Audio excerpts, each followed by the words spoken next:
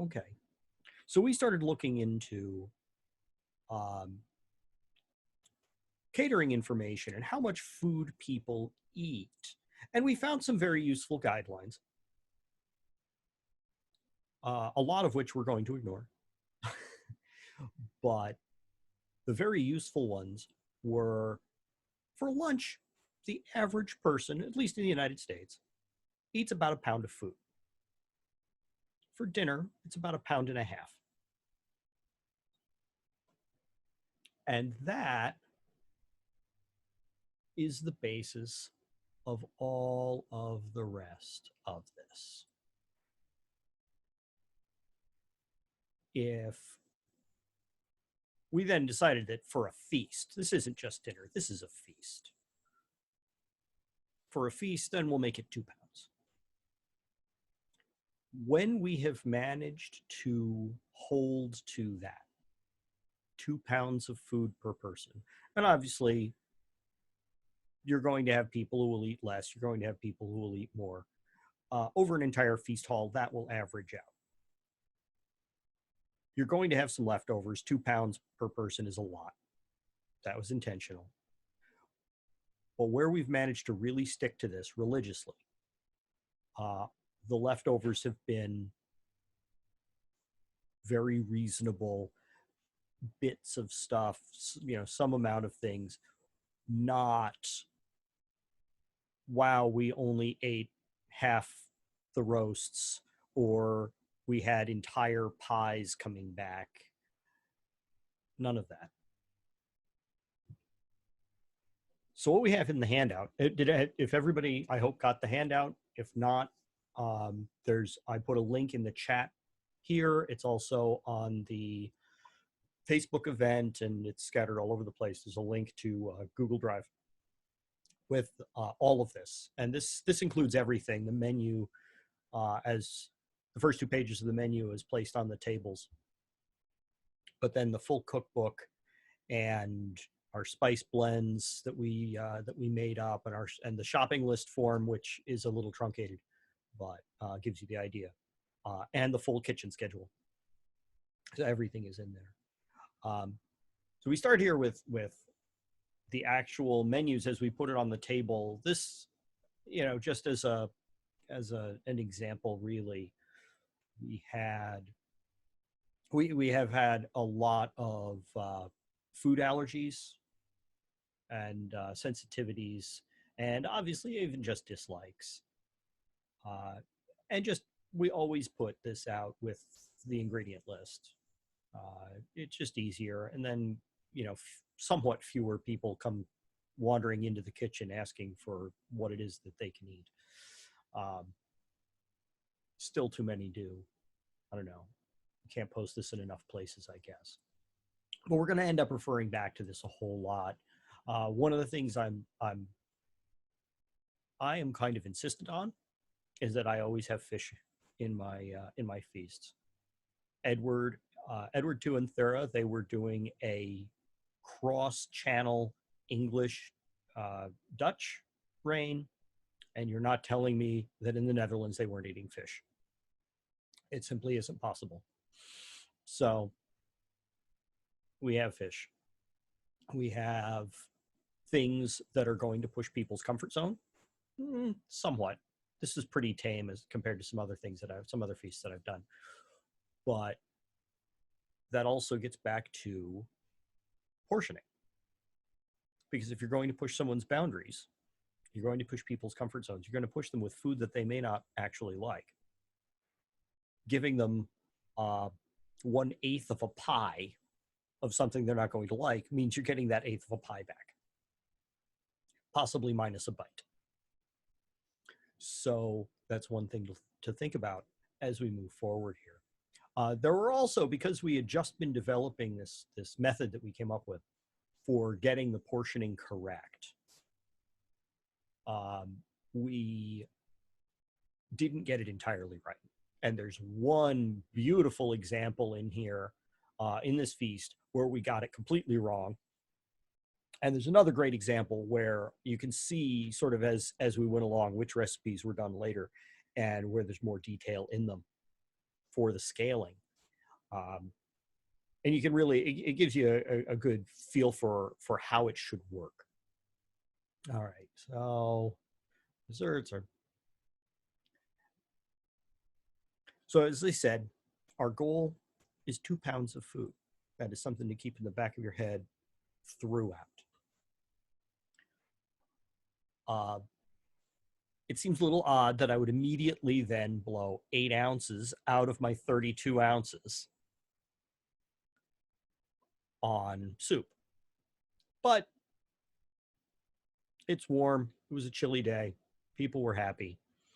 This is also the most we served of any single dish. But here you see, you'll start to see in something very simple how the process works. We have our basic ingredients. The first pass on this recipe here is our test cook from home.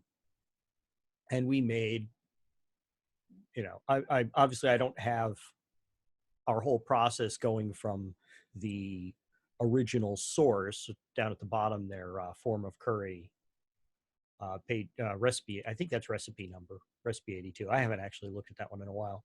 Um, and we redacted it. Our notes are elsewhere, but we decided to make it as the quantity there, and that made us 10 cups, and we needed 8 ounces a cup each for 88 people. I said it's an 80-person feast. I always add 10% to that because something's going to hit the floor. Um, and if it doesn't hit the floor, it goes into the kitchen staff. But always have your backup plan in case it does hit the floor. So all of this then is scaled to 88 servings. The recipe made 10. It's simple math. 9 times the recipe, and here we go. This worked out very nicely. Where it gets a little more interesting, I'm now wishing I had that menu, of a copy of that table menu with the number of ounces per serving broken out on that. But so here, the roasted chicken, you see by the title, 2 to 3 ounces. I'm giving that as a range here because I actually back calculated that from the scaling over the weekend. I don't remember if it was 2 or 3 ounces. But this ended up being, this is chicken thighs. So the goal is that you're getting 2 to 3 ounces final product per chicken thigh. Something to remember about this. Generally, we quote meat, particularly meat, as pre-cooked weight. For the purposes of this, everything is cooked weight. I'm not interested in how much weight is lost in the cooking process. I'm interested in how much food the people at the tables are actually eating. So in the test cook, you weigh afterwards. In this case, you could even go so far as buy, say, boneless chicken thighs for the test cook. And then if you need to save money, buy bone-in chicken thighs for the feast. Because the bones don't change the weight of meat that people will consume. Now, it's a bit of a guess saying, well, the bone-in thighs are the same size as the boneless thighs, and you didn't get them from a different vendor or something, so they're wildly different weight. That starts to introduce a variable here. It's one that's probably safe. If you were talking about larger cuts of meat, it would get dicey. But again, this is very straightforward of, one chicken thigh is a serving. I need 88. I don't know why I said 88 to 96. I need 88 chicken thighs for the whole feast, and everybody gets what they like. This is where you start to see things get a little different. And it's the same concept. There's nothing actually different here. But when you start looking at something like sauteed greens, that we bought a 12-ounce bag of spinach and blanch it and fry it in olive oil, and each person gets 2 ounces. So that bag is still 6 servings. But 2 ounces of spinach fresh and 2 ounces of spinach fried, 2 ounces of fried spinach ends up being a small ramekin. It's barely more than a shot glass worth of spinach. And and then scaled up, 10.5 pounds of spinach, and the whole thing fits in a single large frying pan. It's very important to remember that what the serving size goal is. It would be very easy to look at this and think, well, 12 ounces of spinach, if you bought that bag, you might make 2 spinach salads with it. That's a lunch serving, obviously with adding some other stuff. And that really is the root of the problem with all of this, is if you do a test cook at home and you're not doing it as the whole feast all at once, which I've heard of people doing. And I got to be honest, I'm lazier than that. I can't bring myself to make the entire feast on some random day and then go and do it again. We'll try 1 or 2 dishes on any given night.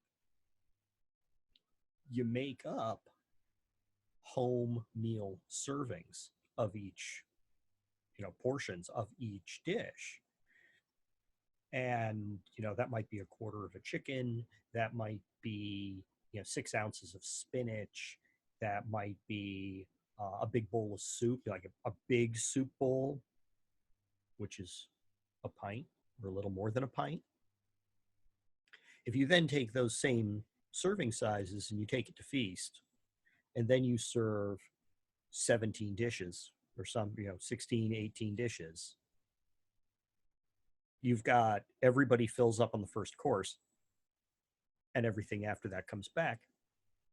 And I mean, they're full, and hopefully that everything in that first course was really tasty. But you just spent a lot of money on food that nobody ate. So some of these serving sizes end up looking anemic. They look tiny. We'll get to even better examples of that right here. I just remembered where one of my ounces went that I couldn't find the other day. Hopping back to the menu. The third item on the first course, smoked fish, smoked salmon. I did not make the smoked salmon. I outsourced that to Magnus Falmagi, who runs a mean smoker. So I don't actually have anything in my cookbook here for that, but it literally is salt, sugar the salmon, let it sit overnight, and smoke it. That was expensive, so that was 1 ounce per serving. Except for Edward's son Liam, who got a bowl of the stuff because he loves it, and I know which side my bread is buttered on. Always kiss up to the royalty. It's always useful. You never know. The fish three ways subtlety here. This was definitely pushing people's boundaries. It was trying to be a bit of a culinary, not quite tour de force, but if I had figured out how to do it as it is actually written in Shikart, then it would have been really, truly impressive. But this is pushing people's boundaries. We were serving bluefish because that's what was in season and I could get cheap. And that's not necessarily a fish a lot of people are going to like. It's not mackerel or something really fishy, but it's also not salmon or tuna that people are as familiar with. So our goal here was 1 ounce of fish each. Now, this is a piece of fish that's probably 1.5 inches on a side by the thickness of a fish fillet. So we were very much aiming for not an enormous piece of fish. Because if we could convince someone to just try it, well, they've eaten the whole thing. It was maybe 2 bites of each of the 3 cooking methods. We didn't count any of the sauces as part of the weight. The amount of sauce you use is nothing. So we had our roasted, our poached, and our fried. Again, 1 ounce each. Keep it minimal. Get people to try something. We've given them enough food, and this is part of why the sops was 8 ounces. We wanted people who were going to be hungry. You know, we were starting this feast at 7 p.m. People were going to be hungry after a long day of court. We wanted to get them enough food in the first course to, I'm going to mute for one moment. We were going to get people enough food in the first course to take the edge off. So they weren't starving. They weren't going to just find any piece of bread in the place and stuff themselves silly. Then hit them with something that was pushing their boundaries a little bit.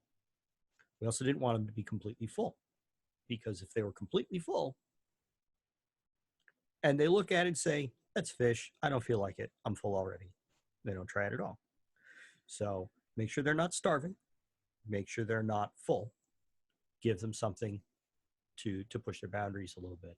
Obviously, I'm touching on the art of menu building along the way, but some of that and your portioning and your choices in your portioning come together.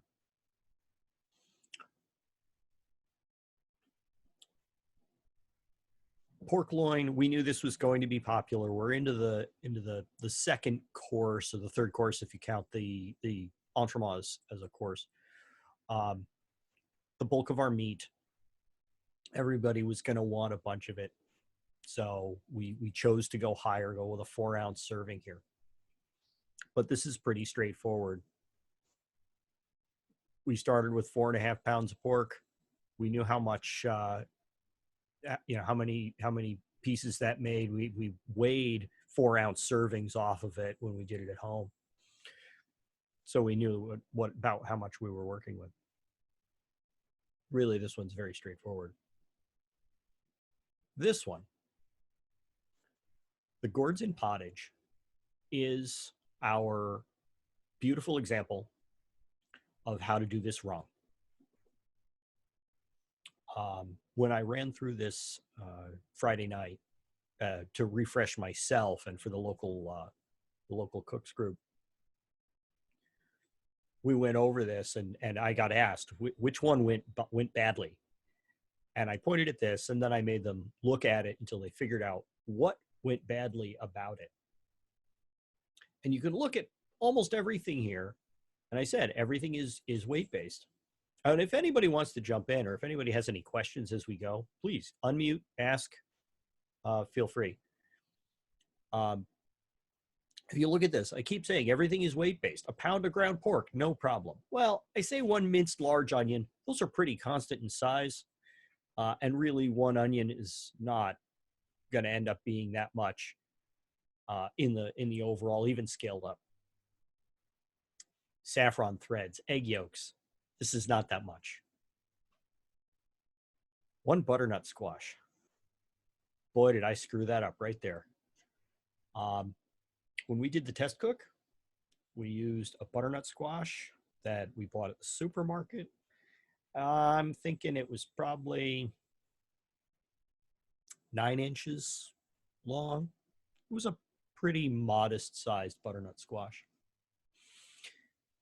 The scaled up recipe based on that says 9 butternut squash, because what we made at home made 10 6-ounce servings because, like I said, we weighed all of this. I got those butternut squash at the farmer's market the morning of the feast. I had ordered them a week in advance. They gave me very good value for my money. They gave me a great price, and they gave me 9 U-boats. They had to be, I wouldn't be surprised if those were the 9 largest butternut squash I've seen in my life. And it did not occur to me that this would completely screw up the scaling of the recipe. That was our leftovers. Gallons of leftover pottage. Reheated beautifully, but weigh everything.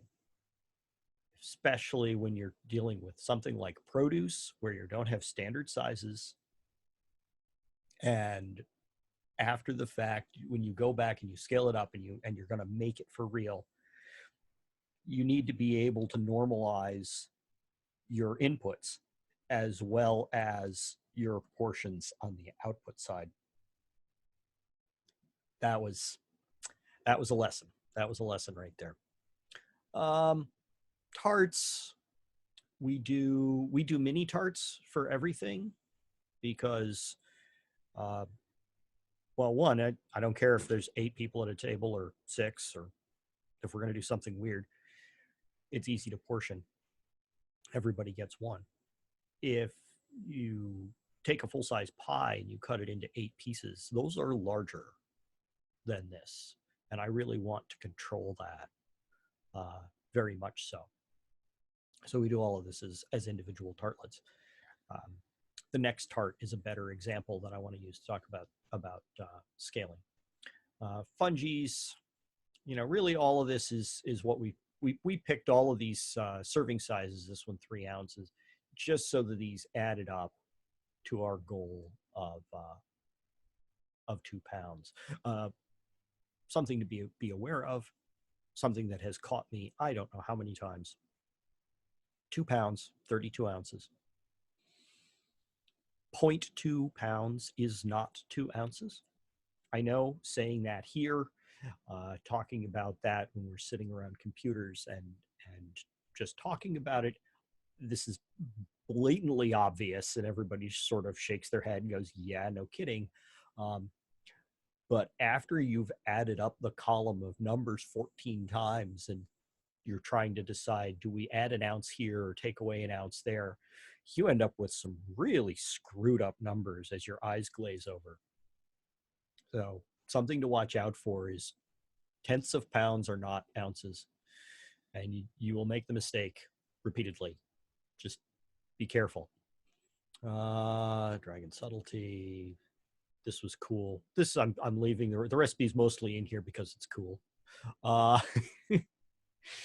de Bry. I'm gonna guess this was our last recipe that we actually worked up and prepped for scaling. And this really demonstrates the level of detail that if you do it this way, you end up with really the right answer in the end. So the recipe, as we have it written there, it makes 2.5 cups of filling. We then made 8 mini tarts. We used 1.75 cups to make the 8 tarts. We had 3/4 of a cup left over. 1.75 ounces per tart, plus the crust, gives us our final weight. So that recipe makes 11 tarts, or one probably 9-inch tart. So going to that level of detail, you can really see exactly how much filling you're going with, and exactly how much people are getting. People were eating the dessert course for this feast, even though we had a just ludicrous amount of the pottage that came back or didn't even go out. I think half the pottage never left the kitchen. But we had people who were stuffed, but they were not so stuffed that they couldn't eat the desserts. Everything did get eaten. So I was that to me, if anybody goes away hungry because we didn't make enough food, obviously that's our fault. If people go away so stuffed they can't walk and they didn't try half the food because they couldn't because they were so stuffed, that's also our fault. If everybody is stuffed but they ate some of everything, that's a win. That's my goal. Uh, Candied walnuts. We have our spice blends that were in here. That'll matter more for the shopping list that we're about to get to. Once we have all of these scaled up, going back and doing our building the shopping list. This, and here I've only included a few columns, but hopefully enough to get the idea. Building this out as a shopping list like this, and actually even adding some more detail, just simplifies your life. I'd hope that it's pretty common. Everybody's going to do something like this. But some of what we've found, if you standardize your units so that you can just have everything add up and do it all in the spreadsheet, if you add a couple more columns to this, one for store name and one for category, produce, meat, whatever, baking supplies. You can then sort this in Excel or your spreadsheet of choice, so that once you have your unit costs, you know what store everything is going to get bought at. You can just sort it and produce an instant shopping list for each store, and you can sort within each store so the produce is first, because you always walk into a store and there's produce. And you always, last thing you're going to go through is dairy, right? That's pretty universal. Or if it isn't dairy, it's frozen. And you can sort everything out that way, just to make it easier going through. The amount of time that this has saved me in the shopping runs is astronomical.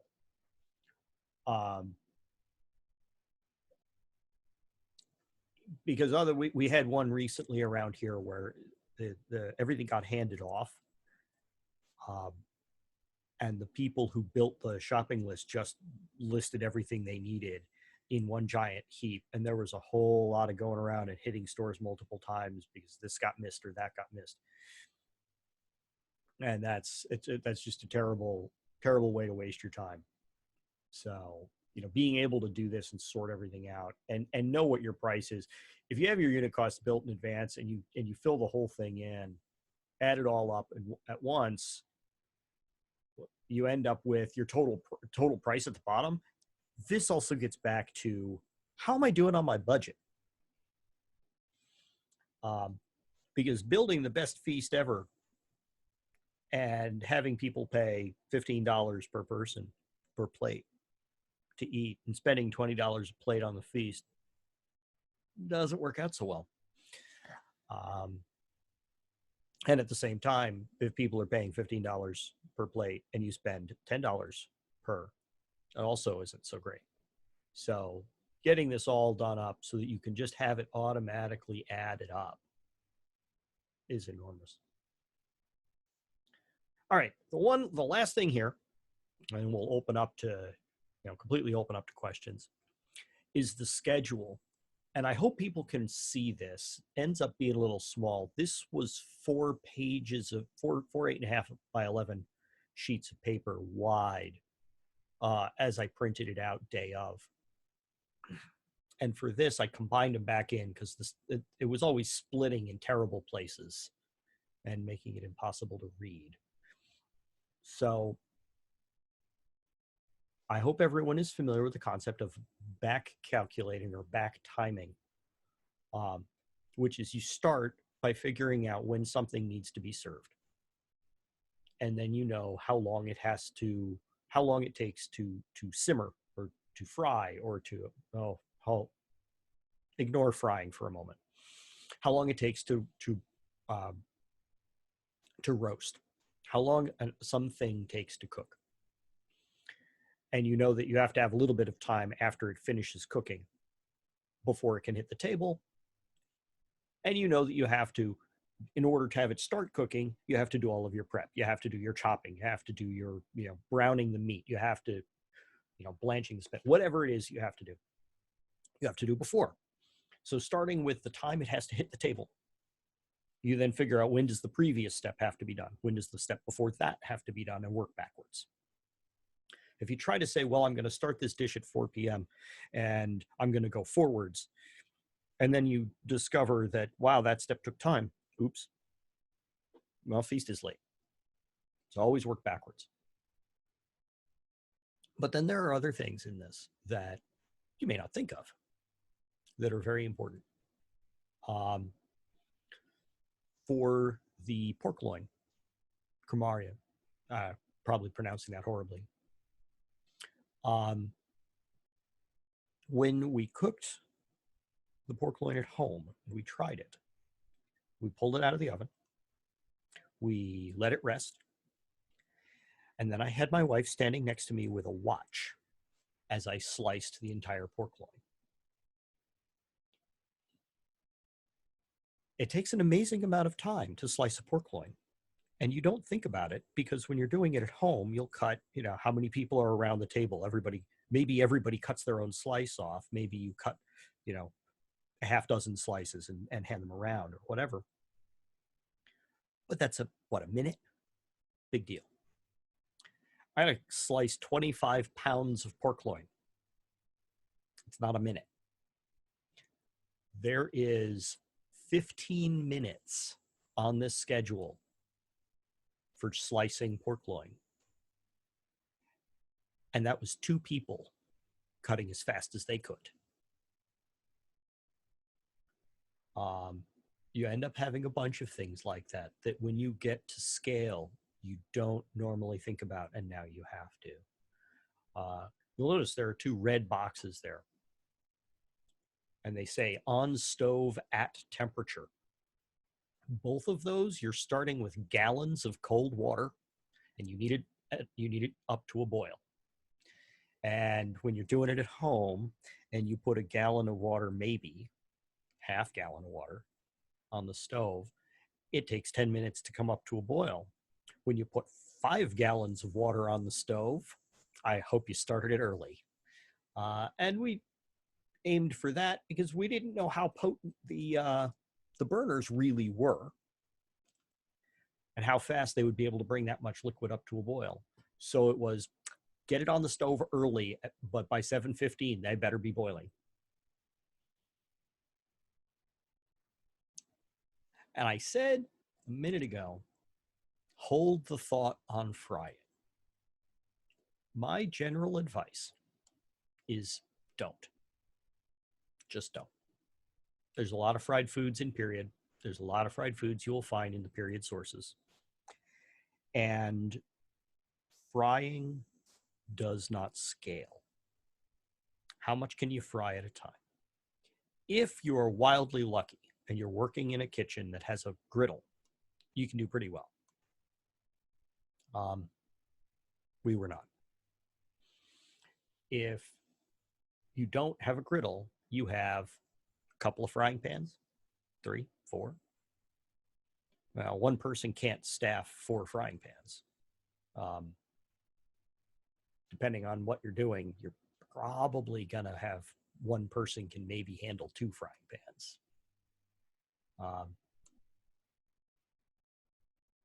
The second failure of this feast was the fish 3 ways. And it wasn't a terrible failure, but it was the 1/3 of the fish is fried. And we did not account enough time for frying that much fish. And then we had a miscommunication in the kitchen that the person doing the frying didn't realize there was as much fish as there was. So the fish 3 ways, instead of being a subtlety to come out between the first and second courses, we pushed the second course. And then the moment the fish was done, the fish went out. It wasn't a terrible, things did not go the way we wanted. It was not a terrible failure. The fish went out. Most of it got eaten. A lot of it got eaten.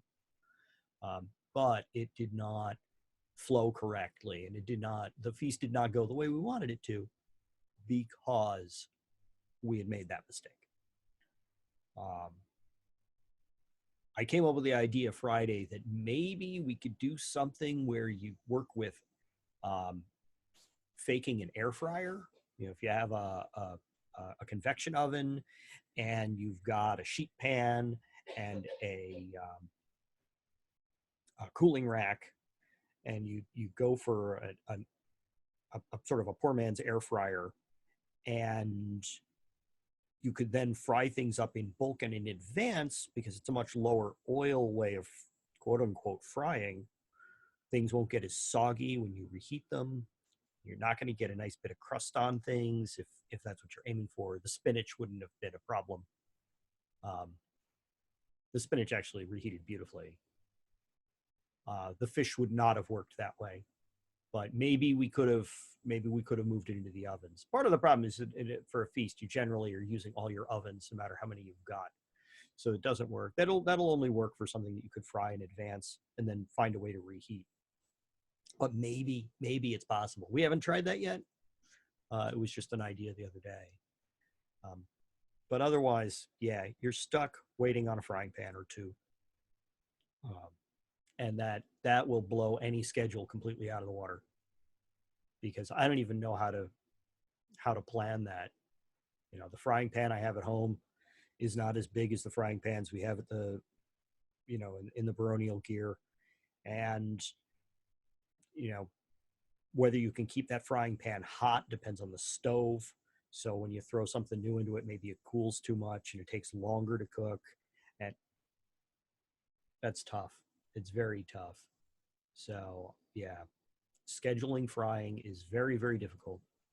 And as I said, my general advice is pick dishes that aren't fried. And if anybody comes up with a solution to that problem, I want to know it. Absolutely want to know it.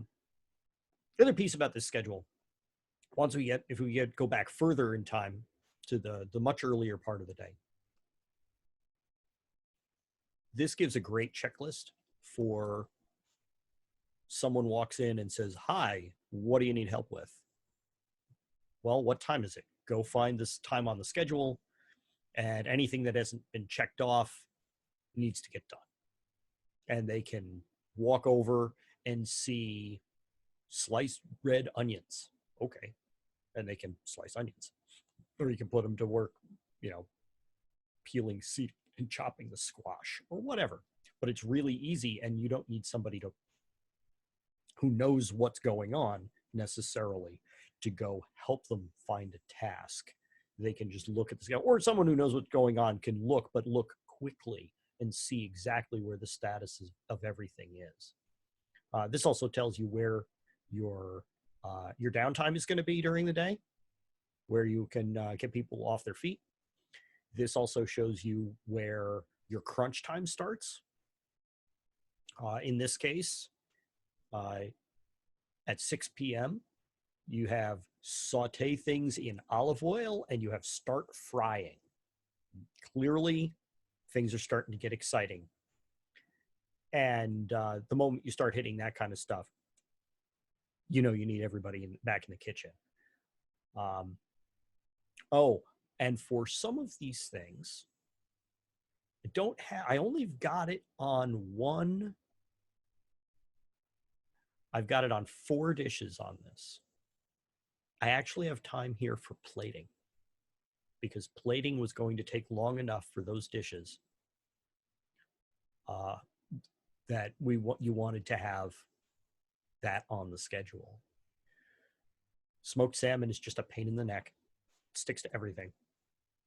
And all of the desserts, which you want to have go out and look pretty, because they're going, the presentation on the desserts is always lovely.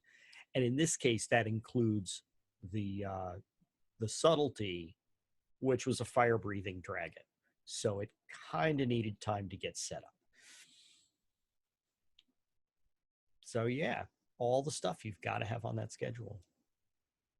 Trying to think if there's some other great example of things to not forget on your schedule that tend to bite you.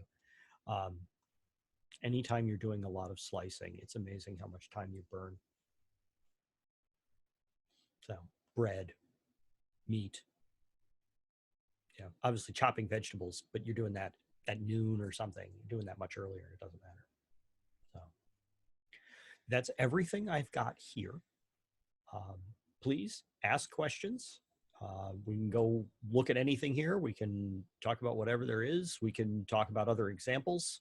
I obviously don't have anything more to show, but I've got plenty of other examples of things that we've done that we can talk about and how things worked and why. I've found that I pretty reliably have one dish that I screw up the scaling on every feast I've ever done. Actually, on that note, if I'd said very early on that most of what you find, if you look at portioning and you go out and you find catering portioning instructions, ignore most of it. The total quantity works great. All of the other portions, they're doing something different than you are. So if you look at a catering portion of hummus, and very ironically, I use this as my example, and this is the one that I got wrong most recently. If you look at a catering portion of hummus, it is a half a cup per person. That's a lot of freaking hummus. And if you do that as part of a feast, that is, I'm going to guess that's 8 ounces. That's a quarter of your total food for a half cup of hummus. How many people are going to actually eat that half cup of hummus? And how much of the other food are they not going to eat? That catering portion is intended for when you're doing, a veggie tray with hummus, and they're putting it out there, and it's going to be sitting for a couple of hours during a reception or something. It's just a different purpose. But it's very easy to look at that and say, well, I don't know how much hummus I want to use. So, well, these are professionals. They know what they're doing. It's true, but they're doing something else. All of those portioning numbers, just run back through them. The 8 ounces of the soup, the 2 to 3 ounces of the chicken, the 2 ounces of the spinach, the 1 ounce each of the fish. These were all, we were sitting around and saying, well, that won't be very popular, but I want everybody to try it. So here's an ounce and an ounce each. And we're just keeping a running tally. And there are some of these where I have no doubt we had gotten to the end and just said, well, we need to fill up 4 more ounces. Okay, that'll be how much pork we use. Or that's how much pottage we're going to use. Because we came down to the end and we just, okay, we've got everything else settled out and we'll just go with that. Some of the other feasts we've done, we were looking at it and going, wow, that's 3 pounds of food. Okay, where do we cut? Do we cut whole dishes or do we just cut quantities? Because that would just be absurd. So really, all of these serving sizes were us just picking numbers, saying, well, I want a little more of this and a little less of that. And just thinking about what we intended to do with the feast, as opposed to going to any other guidelines. The one guideline is that 2 pounds total. And that's it. It ends up being nice and simple once you get used to doing the math again. So back to, if there's any questions, if anybody has anything they want to talk about, ask about, anything at all, unmute and jump in. I will say that I've used Joel's method in planning feasts before and found that it has been very helpful. I think that, I don't know, quite a few years ago was the first time when I had reached out to Joel and Afa to talk about this. And And you did make that note about the catering menu, looking at catering menus and what they had to say about it, and versus the SCA feast. The other thing that I've had really good success with is doing very intentional servings that are already plated of small things in exactly the right proportion for the number of people at a table. Mhm. And that definitely cut our waste down on those feasts as well. So it's pretty, Yes.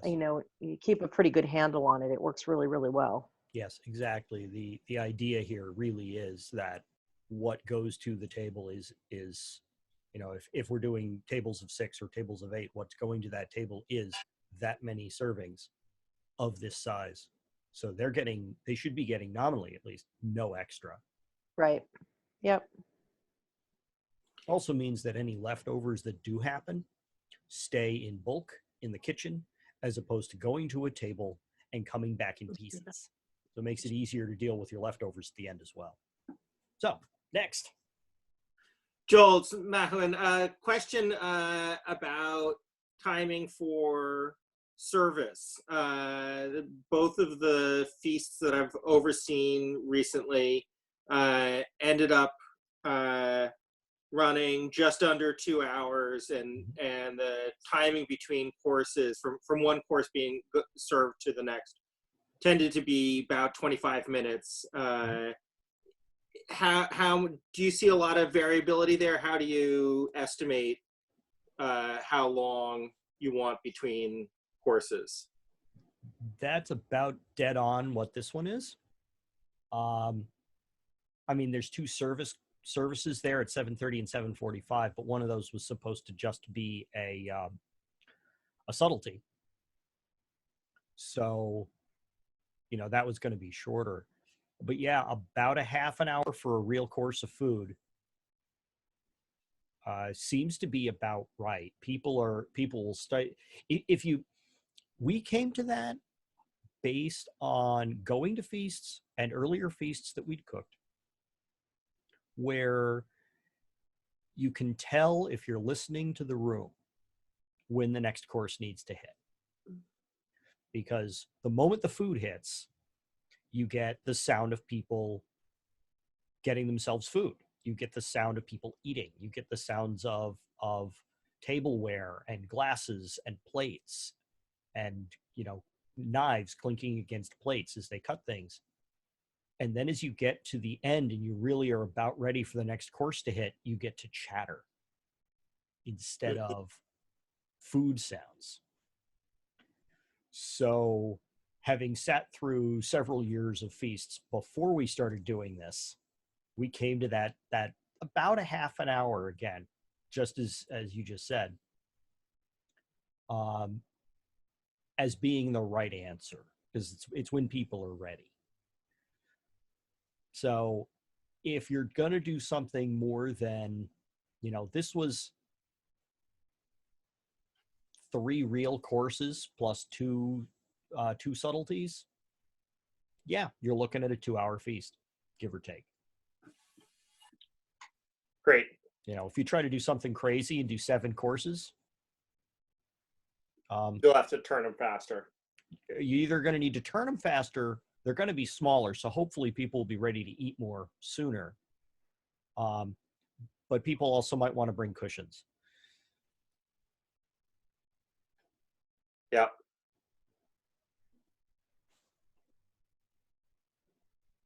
Next. Hi. So I made a comment that you probably can't read because it was coming up in the chat.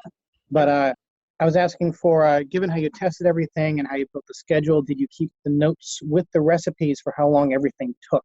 So like when it took how long to cut the pork loin, is that notation, you keep that with the recipes? I didn't see it published in your document there. Yeah, it isn't actually in the document here. We did keep those notes. We did take those notes pretty religiously throughout. Although most of really for the big stuff like that, the only things where like cooking times were going to matter a lot was the roast pork and how long that takes to roast. or something where you can't really time it without doing it at scale. How do you fry, 10 pounds of fish? Or how do you bring 5 gallons of water up to a boil? But yes, on other feasts, we have definitely done that and taken pretty religious notes about it, because you do often have things where it does need to be, cook something for a certain amount of time to a particular doneness, then try a different cooking method and cook that for a particular amount of time, because you're again aiming for a particular doneness, but you need the times to be correct to get your schedule correct. So temperatures, times, all sorts of scaling notes. Obviously what we screwed up there with that pottage is we missed a note. We missed how big was that squash, and then how big were the squash at day of. But if you're completely religious about that, that's where you will nail the timing, you'll nail the quantities.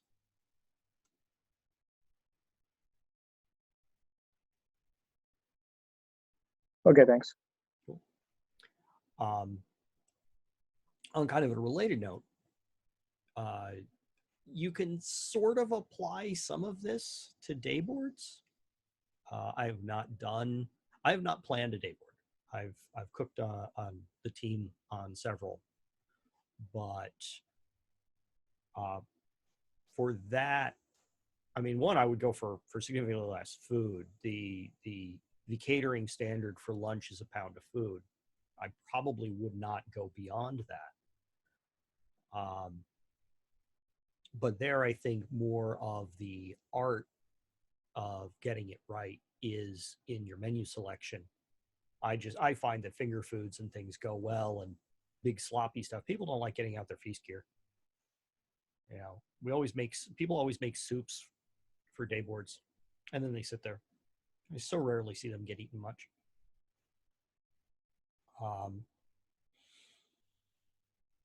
But as with everything, I'd said that for the feasts, you're aiming for 2 pounds of food. Yes, you'll have some people who eat less, some people who eat more, and it averages out. The same is certainly true of day boards, where it averages out, except there is a tendency for whoever's first in line at the day board to load up on meat. And by the time you get halfway through the line, there's no meat left. So the artistry there is far more so in how you restock and how you portion control. With the feast, I'm sending a plate of 8 4-ounce servings of pork to a table. And there's 8 people at the table. They're each getting a slice. That's it. Day board, we tend to have it buffet style. Everybody's coming up, and there's a heap of pork. If we're doing, say, the same dish, there's a heap of pork, and the first person through takes 3 slices. Which means 2 people at the end of the line don't get any. So I haven't found any answers to that. I have not really attacked that, but it's something to think about how to fix the problem. Anyone have any other questions? No? Okay. I will. Oh. I just want to say that was a really great talk, and thank you. No problem. Thank you all for coming and listening, and hopefully this is useful for everyone, and go out and make more good feasts. Thank you, Joel. There we go. Where is the stop recording button?